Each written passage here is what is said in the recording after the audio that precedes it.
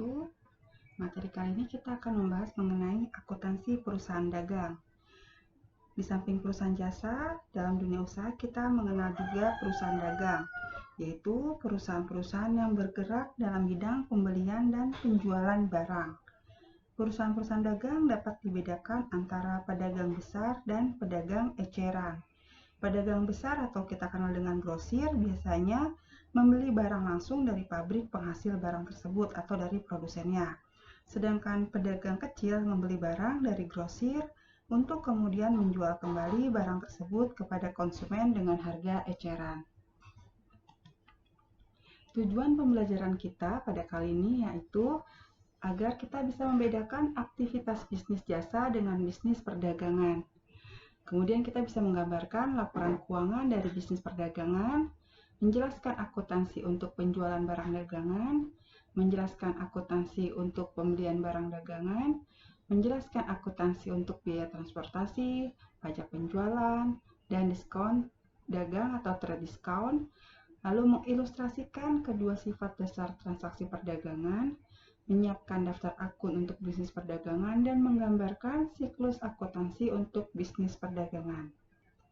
Pertama, kita lihat dulu perbedaan perusahaan dagang dengan perusahaan jasa. Di sini bisa kita lihat perbandingannya dari sisi wujud barangnya. Untuk perusahaan jasa, dia tidak ada wujud fisiknya.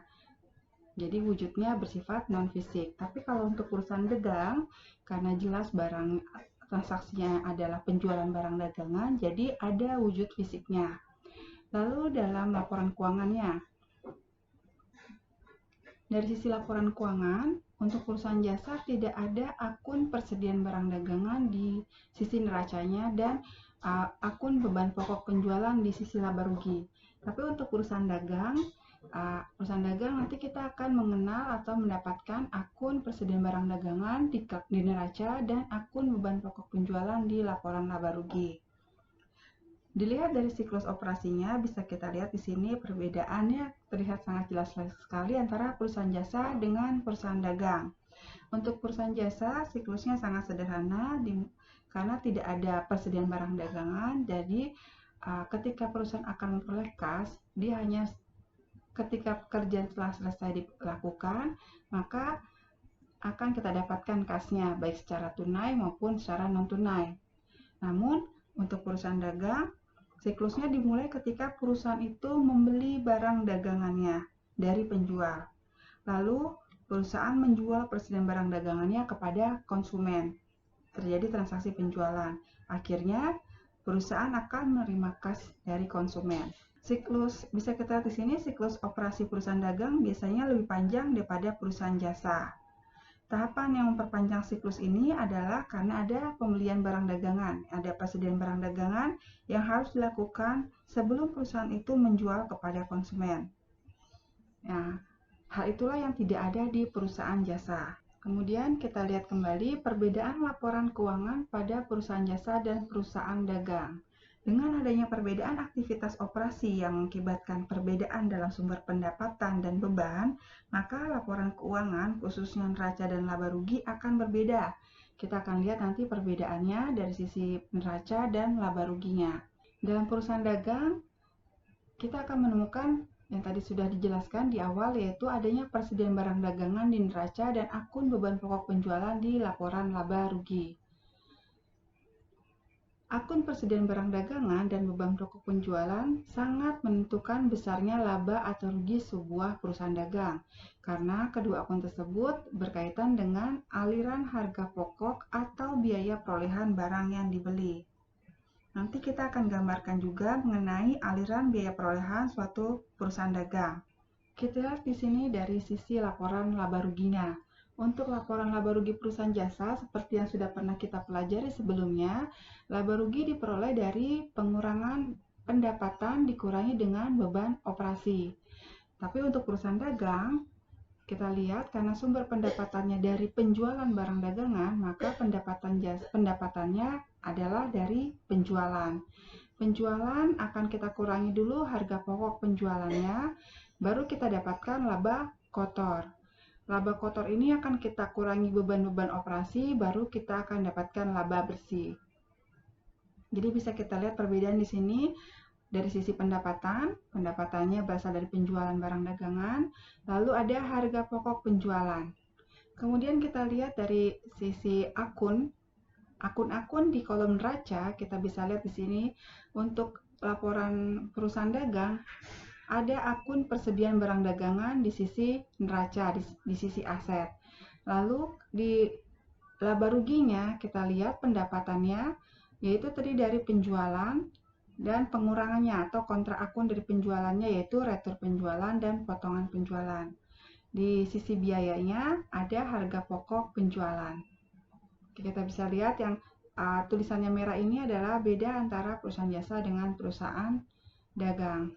Saldo normal rekening perusahaan dagang, karena perusahaan dagang transaksinya terdiri dari pembelian dan penjualan barang dagangan, maka kita bisa lihat di sini akun persediaan barang dagangan memiliki saldo normal di debit.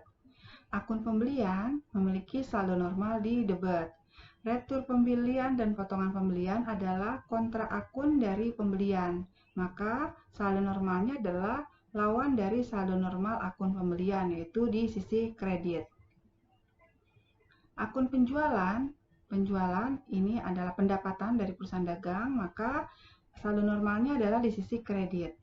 Potongan penjualan dan retur penjualan sebagai kontra akun atau pengurang dari penjualan, nilai penjualan bersaldo normal di sisi debit. Lalu ada pengangkutan pembelian, biaya angkut pembelian, saldo normalnya di debit, dan beban angkut penjualan, saldo normalnya di debit. Penting kita pahami mengenai saldo normal agar mempermudah kita ketika melakukan pencatatan setiap transaksi. Selanjutnya kita lihat komponen-komponen dari laporan laba rugi, yaitu yang pertama adalah adanya penjualan. Penjualan adalah jumlah yang dibebankan kepada para pelanggan atas barang yang dijual oleh perusahaan kepada pelanggan yang bersangkutan, baik secara tunai maupun secara kredit. Untuk mendapatkan nilai penjualan bersih, retur dan pengurangan harga serta diskon penjualan dikurangkan pada nilai penjualan kotor. Jadi nanti kita harus cari penjualan bersihnya ya, yang kita dapat dari penjualan kotor dikurangi retur, pengurangan harga serta diskon penjualan. Retur dan potongan harga. Retur dan potongan harga diberikan kepada pelanggan untuk barang yang rusak atau cacat. Retur dan potongan harga diakui ketika barang dagangan dikembalikan atau ketika potongan diberikan kepada penjual. Kemudian diskon penjualan. Diskon penjualan diberikan penjual kepada pelanggan untuk pembayaran lebih awal dari jumlah terutang. Diskon penjualan diakui pada saat pelanggan membayar tagihan penjualan. Lalu penjualan bersih, seperti sudah dijelaskan, penjualan bersih diperoleh dengan mengurangkan retur dan potongan harga serta diskon penjualan terhadap penjualan. Lalu ada akun harga pokok penjualan. Harga pokok penjualan adalah harga barang yang terjual ke pelanggan. Besarnya harga pokok penjualan bisa ditetapkan setiap kali penjualan barang dagangan terjadi atau pada akhir periode akuntansi.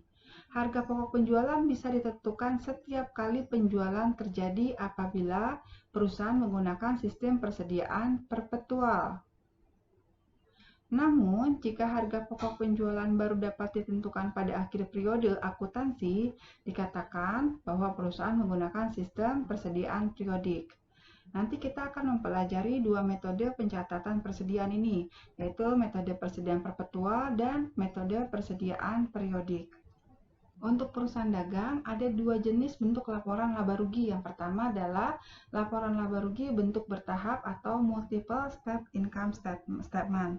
Sesuai dengan namanya, laporan laba rugi bertahap atau multiple step ini menyajikan data dalam beberapa tahap untuk akhirnya sampai pada laba bersih. Laporan laba rugi bentuk ini juga membedakan antara aktivitas operasi dan aktivitas non-operasi. Selain itu, dalam laporan bentuk ini, penentuan laba diperhatikan secara bertahap dan beban pun kita kelompokkan. Kita bisa lihat di sini ya, susunannya secara bertahap, beban-beban pun dikelompokkan sesuai dengan kelompoknya. Di sini ada beban penjualan dan beban administrasi.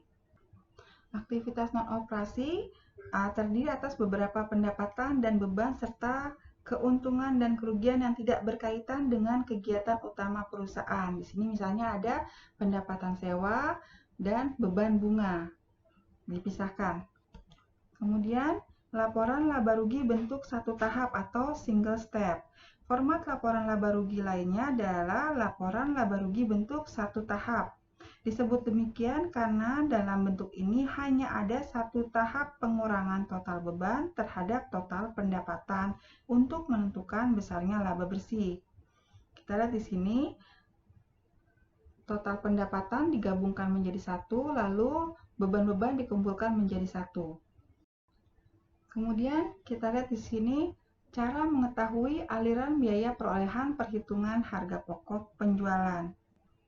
Aliran biaya perolehan suatu perusahaan dagang adalah persediaan awal barang dagangan ditambah biaya perolehan barang dagangan yang dibeli selama satu periode. Selanjutnya akan kita sebut sebagai barang yang tersedia untuk dijual. Kemudian kita kurangi dengan persediaan akhir barang dagangannya. Di sini misalnya kita punya persediaan barang dagangan awalnya 100.000. Lalu pembelian bersih selama satu periode adalah 800.000. Maka totalnya adalah barang tersedia untuk dijual, yaitu 100 ditambah 800.000 menjadi 900.000. Lalu kita kurangi dengan persediaan akhir barang dagangan sebesar di sini 125.000. Jadi harga pokok penjualannya adalah 775.000. Atau bisa kita lihat perhitungan harga pokoknya yang lebih detail lagi. Di sini ada persediaan barang dagangan awal, misalnya 59.700. Kemudian ada pembeliannya adalah 521.980. Lalu ketika kita beli ada retur, ada barang yang kita retur maupun kita dapat potongan diskon. Nah, retur dan diskon pembelian ini mengurangi nilai pembelian. Di sini total retur dan potongan adalah 11.625. Jadi pembelian bersihnya adalah 510.355. 521.980 dikurangi 11.625. Jika ada beban angkut pembelian, maka beban angkut pembelian ini akan menambah nilai pembelian. Di sini ketika ditambah beban angkut pembelian sebesar 17.400, maka harga pokok pembeliannya menjadi 527.755. Harga pokok pembelian ditambah dengan persediaan barang dagangan awal menjadi barang tersedia untuk dijual. Barang tersedia untuk dijual ini akan kita kurangi dengan persediaan akhir. Di sini persediaan akhirnya misalnya 62.150. Maka nilai harga pokok penjualannya adalah 525.305 rupiah. Mengingat betapa pentingnya penentuan harga perolehan persediaan pada perusahaan dagang, kita nantinya akan mempelajari lebih detail lagi mengenai sistem persediaan perpetual dan sistem persediaan periodik. Namun sekarang kita coba gambarkan secara umum mengenai apa sih itu perpetual dan metode periodik atau fisik. Yang pertama adalah sistem persediaan perpetual. Dalam sistem persediaan perpetual, perusahaan menyelenggarakan pencatatan yang detail atas biaya perolehan persediaan barang dagangan yang dibeli maupun yang dijual. Pencatatan yang berlangsung terus-menerus ini atau yang disebut perpetual menunjukkan persediaan yang seharusnya ada untuk setiap jenis persediaan. Dengan kata lain, dengan sistem ini persediaan secara terus-menerus akan diupdate atau dimutakhirkan. Sistem ini lebih menciptakan pengawasan yang lebih baik atas persediaan. Tapi kita tetap harus melakukan perhitungan fisik atau stock of name pada akhir periode untuk mengungkapkan jika ada transaksi persediaan yang tidak tertangkap atau ada kesalahan simpan atau ada persediaan yang rusak, sehingga dengan adanya cash of name ini bisa ditentukan jumlah persediaan akhir yang benar untuk disajikan dalam laporan keuangan. Kemudian metode sistem persediaan periodik. Dalam sistem persediaan periodik, perusahaan tidak menyelenggarakan pencatatan secara detail atas persediaan yang dimilikinya sepanjang periode. Penentuan beban perolehan barang yang terjual hanya dilakukan pada setiap akhir periode. Pada akhir periode, perusahaan melakukan penghitungan fisik persediaan yang ada dalam persediaan atau yang belum terjual untuk menentukan besarnya biaya perolehan persediaan yang ada pada akhir tahun atau persediaan akhirnya. Selanjutnya kita akan memasuki transaksi-transaksi di perusahaan dagang. Pada perusahaan dagang, prosedur-prosedur akuntansi yang dilakukan sama seperti yang dilakukan pada perusahaan jasa, yakni dimulai dari mencatat transaksi sampai dengan penutupan buku. Transaksi utama yang terjadi di perusahaan dagang adalah pembelian dan penjualan barang dagangan.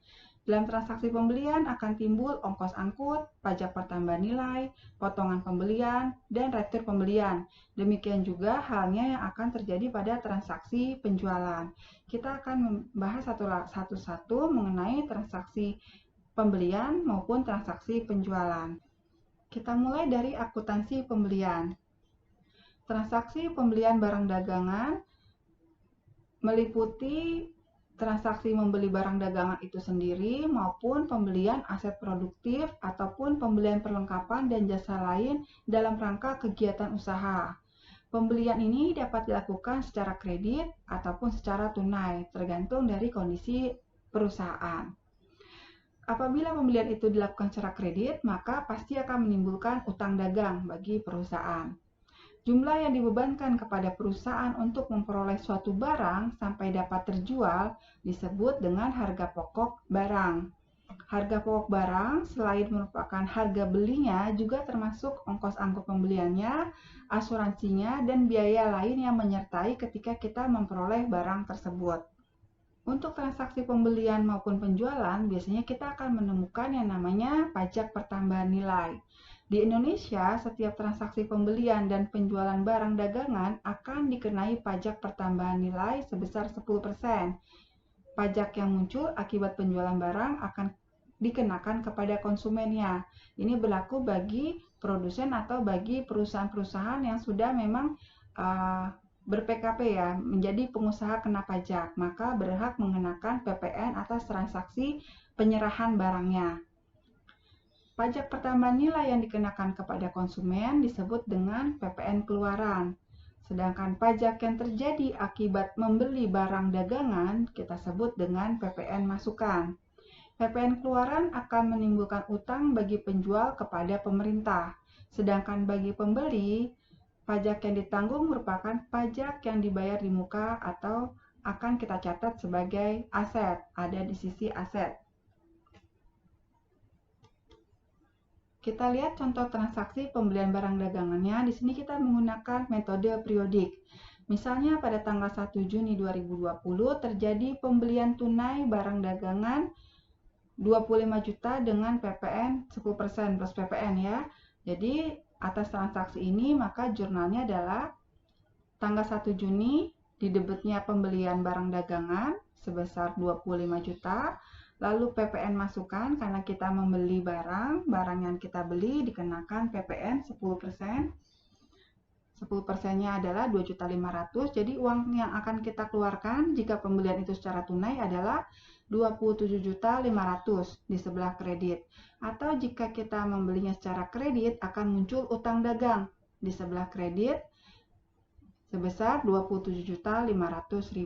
Ini adalah jurnal untuk mencatat pembelian secara tunai atau secara kredit. Kemudian ada biaya transportasi atau biaya pengangkutan. Dalam transaksi perdagangan barang, pengangkutan barang dari tempat penjual ke tempat pembeli harus dilakukan dengan menggunakan alat transportasi tertentu. Misalnya kita jual barangnya dalam bentuk yang besar, jadi perlu jasa ekspedisi.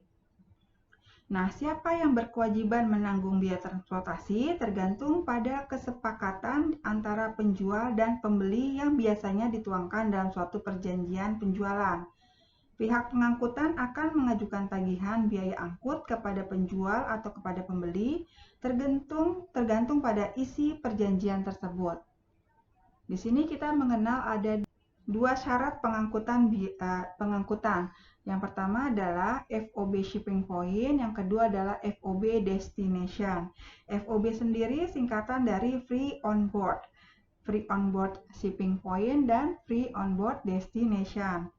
Syarat FOB shipping point berarti bahwa penjual menanggung pengangkutan dan menyerahkan barang kepada pihak pengangkut, dan pembeli dibebaskan dari beban yang timbul hingga ke tempat pihak pengangkut. Selanjutnya, beban angkut dari tempat pengangkut ke tempat pembeli menjadi tanggungan si pembeli. Contohnya, penjual mengangkut barang dari lokasi penjual ke stasiun kereta api dengan biaya angkut yang ditanggung oleh si penjual. Tetapi biaya angkut yang dibebankan dari stasiun kereta api sampai ke tempat si pembeli akan dibayarkan oleh pembeli. Nah, kalau FOB destination, penjual mengantarkan barang ke tempat pembeli dengan biaya transportasi yang sepenuhnya menjadi tanggung jawab si penjual. Jadi, kepemilikannya berpindah ke pembeli saat tiba di tujuan kalau FOB destination. Kalau FOB shipping point, kepemilikannya berpindah ke pembeli saat pengangkut meninggalkan gudang penjual atau shipping point. Kita lihat contoh transaksinya untuk beban transportasi. Misalnya adalah tanggal 2 Juni perusahaan membeli barang dagangan dari PT ABC seharga 15 juta dengan syarat 2/10 N/30 FOB shipping point, pajak pertambahan nilai 10% serta membayar ongkos angkut sebesar 125.000 secara tunai. Maka jurnalnya adalah jurnal yang dicatat oleh perusahaan. Yang pertama, jurnal pembelian barang dagangannya, karena ini ada PPN-nya, maka pembelian barang dagangannya didebet 15 juta, PPN masukannya 10%, 1.500.000 didebet. Kreditnya adalah utang dagang, karena di sini dengan syarat 2/10 N/30, berarti pembayarannya secara kredit ya. Jadi utang dagangnya sebesar 16.500.000. Karena metodenya ada FOB shipping point, di mana berarti bahwa pembeli telah menjadi pemilik barang pada saat barang dikirim, maka yang kita akan membayar ongkos angkutnya. Ongkos angkutnya kita bayarkan secara tunai. Di debitnya adalah ongkos angkut 125.000, di kreditnya adalah kas 125.000 karena kita bayarkan ongkos angkutnya secara tunai. Retur pembelian terjadi apabila pembeli mengembalikan barang dagangannya yang telah dibeli karena rusak atau tidak cocok dengan yang diinginkan oleh pembeli. Kita lihat di sini contohnya, misalnya tanggal 11 Juni atas barang yang sudah kita beli di tanggal 2 Juni kemarin, kita retur sebesar 500.000. Karena ketika kita beli ada PPN-nya, maka jurnalnya adalah kasnya didebet. Kalau kita belinya secara tunai, maka kas kita bertambah di debit sebesar 550.000, atau ketika kita beli secara kredit maka utang dagang kita berkurang di sisi debit sebesar 500.000. Di kreditnya adalah retur pembeliannya, sejumlah nilai returnya 500.000, kemudian PPN masukannya 10% dari nilai retur yaitu 50.000. Jurnal ini adalah jurnal untuk mencatat transaksi retur, baik retur tunai ataupun retur secara kredit. Kemudian potongan. Ada dua macam potongan harga, yaitu ada potongan tunai dan potongan perdagangan. Potongan tunai atau cash discount adalah potongan harga yang diberikan apabila pembayaran dilakukan lebih cepat dari jangka waktu kredit. Dari sudut penjual, potongan ini disebut sebagai potongan penjualan atau sales discount. Sedangkan dari sisi pembeli, kita sebut sebagai potongan pembelian atau purchase discount. Kemudian ada namanya potongan perdagangan. Potongan perdagangan atau trade discount diberikan karena perbedaan cara penjualan atau perbedaan langganan yang dilayani. Misalnya, suatu perusahaan dapat memberikan potongan sebesar 25% apabila penjualan dilakukan secara tunai, dan potongan sebesar 20% apabila penjualannya dilakukan secara kredit. Atau perusahaan akan memberikan potongan sebesar 30% apabila penjualan dilakukan kepada pedagang besar atau kepada grosir, dan hanya 15% apabila penjual melakukan penjualan kepada pedagang eceran. Terminologi untuk potongan harga atau term potongan, kita bisa dari sini ada 2/10 per N/30, artinya kita akan mendapatkan potongan 2% jika membayar dalam waktu jangka waktu 10 hari. Dan pembayaran paling lambat adalah 30 hari setelah tanggal transaksi. Untuk term 3/10N/30 berarti kita akan mendapatkan potongan sebanyak 3% jika kita membayarkan dalam waktu 10 hari dan pembayaran paling lambat adalah 30 hari setelah tanggal transaksi. Untuk term N/30 berartinya pembayaran paling lambat 30 hari setelah tanggal transaksi. Kita lihat di sini contoh. Untuk melanjutkan contoh kasus pembelian tanggal 2 Juni di mana perusahaan membeli barang dagangan secara kredit sebesar 15 juta dan ada PPN-nya 10%, dibeli secara kredit kan ada syaratnya ya 2/10N/30. Lalu pada tanggal 11 Juni di transaksi sebelumnya, perusahaan menerima pengembalian barang yang rusak, ada barang yang dikembalikan sebesar 500.000. Maka apabila perusahaan membayar utang pada tanggal 12 Juni kita bayarkan semuanya, maka transaksi ini masih pada periode potongan karena kita bayarnya tanggal 12 Juni sementara transaksi awalnya adalah tanggal 2 Juni. Berarti masih 10 hari ya. Berarti kita akan mendapatkan potongan sebesar 2%. Jurnalnya adalah utang dagangnya didebet sebesar 15.950, lalu ada potongan pembelian di kredit sebesar 319.000, kasnya di sebelah kredit 15.631.000. Utang dagangnya ini berasal dari jumlah barang yang kita beli plus PPN 15.500 plus PPN-nya 1.500.000, jadi utang dagang kita adalah 16.500.000 sebenarnya. Tapi karena ada retur, karena ada pengembalian di tanggal 11 Juni sebesar 500.000 plus PPN ya 550, maka saldo utang dagang kita sisanya hanya 15.950.000. Dari total nilai utang dagang ini kita mendapatkan potongan sebesar 2%. Makanya kas yang akan kita keluarkan hanya sebesar 15.631.000. Sisanya adalah potongan pembelian. Lanjut mengenai akuntansi penjualan. Penjualan adalah pendapatan dari hasil penjualan. Pada saat perusahaan menjual barang dagangannya, maka diperolehlah pendapatan. Piutang dagang terjadi akibat penjualan secara kredit dan pada saat terjadinya penjualan secara kredit ini seringkali diikuti dengan syarat penjualan. Bentuk syarat penjualannya sudah kita jelaskan ya di slide sebelumnya, 2/10N/30, 3/10N/30 atau N/30. Itu contoh-contoh dari syarat penjualan atau termin penjualan. Penerimaan kembali barang yang telah dijual kita sebut sebagai retur atau sales return. Sedangkan pemberian potongan penjualan kita sebut sebagai pengurangan harga atau sales allowance. Kita lihat contoh transaksi penjualan barang dagangannya. Misalnya tanggal 5 Juni, usaha dagang ABC melakukan penjualan sebesar 36 juta plus PPN 10%. Maka jurnalnya adalah kas didebet ketika penjualan itu secara tunai atau piutang dagang di sisi debet ketika penjualannya dilakukan secara kredit sebesar 39.600. Di kreditnya adalah penjualan sebesar 36 juta senilai penjualannya ya. Lalu ada PPN keluaran 10%, jadi 3.600. Jurnal ini adalah jurnal untuk mencatat transaksi penjualan tunai atau transaksi penjualan kredit. Retur penjualan. Retur penjualan adalah menerima kembali barang dagangan yang telah kita jual. Retur penjualan akan mengurangi pendapatan bersih dari penjualan. Akun retur penjualan ataupun retur pembelian merupakan akun kontra dari akun penjualan atau akun pembelian, yang artinya sebagai pengurang nilai penjualan atau nilai pembelian pada suatu periode tertentu. Kita lihat di sini contohnya.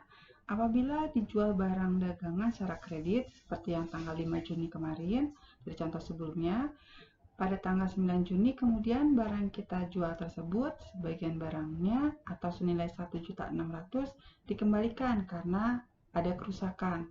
Maka jurnalnya adalah tanggal 9 Juni, didebitnya adalah retur penjualan sebesar 1.600.000. Karena ketika kita melakukan penjualan ada PPN keluarannya, maka kita juga harus mengakui PPN keluaran ketika ada retur. PPN keluarannya di debit 160.000, 10% dari nilai retur. Lalu piutang dagangnya 1.760.000. Karena ketika kita jual, transaksinya dilakukan secara kredit, maka yang di sisi kreditnya adalah piutang dagang kita berkurang. Atau kalau transaksinya secara tunai, maka di sisi kreditnya adalah kas. Kemudian, contoh ketika penerimaan pembayaran piutang pada masa periode potongan. Misalnya, kita melanjutkan contoh kasus pada tanggal 5 Juni kemarin, di mana perusahaan menjual barang dagangan secara kredit sebesar 36 juta plus PPN 10% dengan syarat 2/10N/30. Lalu pada tanggal 9 Juni ada pengembalian barang yang rusak sebesar 1.600.000. Maka ketika tanggal 15 Juni di masa periode potongan ya, karena masih dapat potongannya 2%, dibeli tanggal 5 Juni, dilunasi tanggal 15 Juni, maka masih dalam periode potongan, maka jurnalnya adalah kasnya di debit sebesar 37.083.200, potongan penjualannya 2%, 756.800, di kreditnya adalah piutang dagang sebesar 37.840.000. 37 juta ini kita dapatkan dari penjualan tunainya, penjualannya adalah 36 juta plus PPN 3.600.000, jadi 39.600.000. Lalu kita kurangi returnya 1.600.000 plus PPN 160.000, maka sisa piutang dagangnya adalah 37.840.000.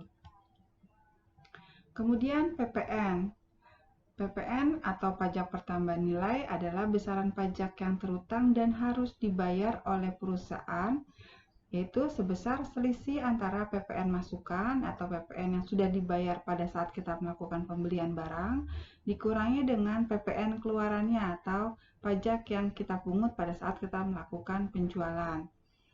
Misalkan di sini adalah kita punya PPN masukan, saldonya adalah 500.000 yang sudah dibayar pada saat kita melakukan pembelian. Jadi ketika kita beli barang, kita dipungut PPN oleh penjualnya. Lalu ada PPN keluaran yang bersaldo 750.000, yaitu pajak yang sudah kita terima atau dipungut ketika terjadi utang atau ketika kita melakukan penjualan. Dalam kasus ini, maka jumlah pajak yang terutang bagi perusahaan adalah sebesar 250.000, yakni PPN keluarannya 750.000, utang pajaknya ya, dikurangi PPN masukan sebesar 500.000, maka pajak yang masih harus dibayar oleh perusahaan adalah 250.000. Maka ketika pembayaran pajak PPN ya, PPN keluarannya 750.000 di sisi debit, supaya nanti di buku besar PPN keluaran saldonya menjadi 0, karena saldo normal PPN keluaran adalah di sisi kredit ya. Lalu di kreditnya adalah PPN masukan, supaya saldo PPN masukan kita juga menjadi 0 sebesar 500.000, dan kas karena ada selisihnya sebesar 250.000, maka kasnya kita bayarkan di kredit sebesar 250.000. Oke, demikian penjelasan untuk transaksi akuntansi untuk pembelian dan penjualan barang. Kita lanjutkan untuk satu contoh. Misalkan dalam tahun berjalan ada nilai penjualan dari sebuah perusahaan dagang sebesar 3.570.000. Lalu ada diskon penjualan sebesar 320.000 dan ada retur dan potongan penjualan sebesar 240.000. Dan ada harga pokok penjualannya sebesar 2.142.000. Nah, yang ditanyakan adalah berapakah penjualan bersih dan laba kotor. Seperti yang sudah dijelaskan di awal, kita akan menyusun laporan laba rugi supaya kita mengetahui berapakah jumlah penjualan bersih dan laba kotor. Dari data di soal tadi, maka penjualannya adalah 3.570.000, kita kurangi dengan retur dan diskon penjualan. Returnya 240, diskonnya adalah 320, jadi totalnya adalah 560. Maka penjualan bersihnya adalah penjualan dikurangi retur dan potongan, menjadi Rp3.010.000. Lalu harga pokok penjualannya diketahui Rp2.142.000. Maka laba kotor usahanya adalah sebesar Rp868.000. Oke, demikian materi kita untuk akuntansi perusahaan dagang. Kita akan lanjutkan di video selanjutnya untuk materi mengenai perusahaan dagang yang lainnya. Terima kasih. Wassalamualaikum warahmatullahi wabarakatuh.